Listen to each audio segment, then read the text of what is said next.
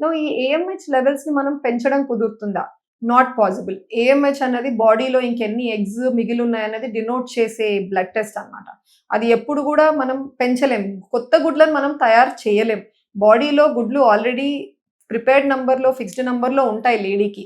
కొత్తగా గుడ్లు ఉత్పత్తి అయ్యేలాగా దేవుడు మనకి సృష్టిలో అలా ఛాన్స్ లేదండి. మగవాళ్ళలో కణాలు ప్రతి 2, 3 నెలలకి కొత్త బ్యాచెస్ ప్రొడ్యూస్ అవుతాయి కానీ, లేడీస్‌లో అలా జరగదు.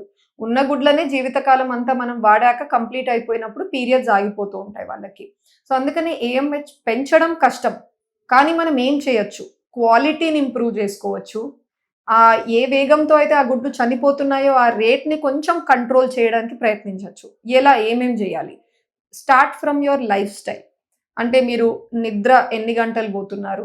అట్‌లీస్ట్ 7-8 అవర్స్ స్లీప్ ఉండాలండి. కనీసం బై 10-11 అట్‌లీస్ట్ మీరు నిద్రబోవాలి. లేట్ నైట్ పార్టీస్ అని, లేదా కొన్నిసార్లు unavoidable night shift routine workers గూడా ఉంటారండి. సో, అట్లా దాని వల్ల గూడా క్వాలిటీ ఎఫెక్ట్ అయ్యే ఛాన్స్ ఉంటుంది. సెకండ్ వచ్చేసి ఎక్సర్‌సైజ్.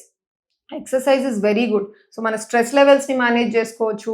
సిమిలర్ ఏరోబిక్ ఎక్సర్‌సైజెస్ కానీ, యోగా కానీ ఏదో ఒకటి మీ డైలీ రొటీన్‌లో inculcate చేసుకోవాల్సుంటుంది.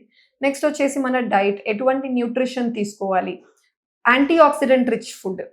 Berries, nuts, seeds, vegetables, fruits ఇవన్నీ చాలా మంచివండి.